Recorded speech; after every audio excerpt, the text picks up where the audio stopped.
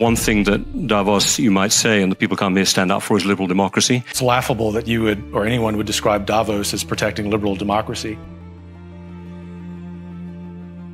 I'll be candid here because I think I've been invited here to be candid. Elites tell us that open borders and even illegal immigration are okay.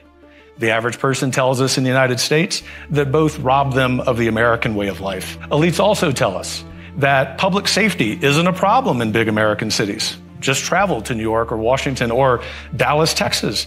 The average person will tell you that the lack of public safety damages not just the American way of life, but their life.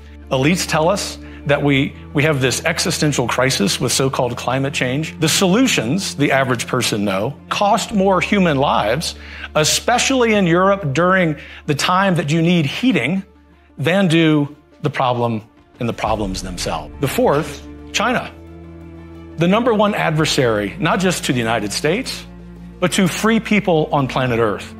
Not only do we at Davos not say that, we give the Chinese Communist Party a platform. And fifth, as we sit here, another supranational organization, the World Health Organization, is discussing foisting gender ideology upon the global South.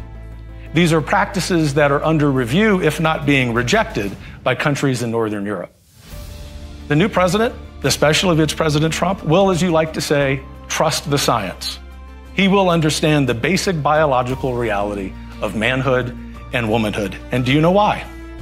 Not because of retribution, not because he's a dictator, but because he has the power of the American people behind him. Let me just correct the slight assertion you made there. We want Ukraine to win. We want to see Ukraine win with a lot more help from European allies. I think the United States has a role. Heritage has been clear about this for 2 years now, that there is a world in which we support military aid for Ukraine. Our first obligation in foreign policy is to look at it through the lens of what's best for the American citizen. Joe Biden has done a god-awful job in articulating what that is. The kind of person who will come into the next conservative administration is going to be governed by one principle, and that is destroying the grasp that political elites and unelected technocrats have over the average person.